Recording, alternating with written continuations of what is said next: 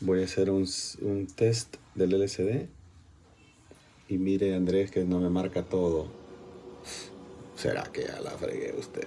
Cuénteme, porque incluso cuando hice la limpieza del bait, ya va a ver usted cómo me salió.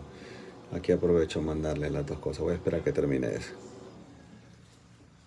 Aquí en el bat cleaning, el de 15 segundos. Next. Mire, también solo me lo tiro a un lado. ¿Qué opina?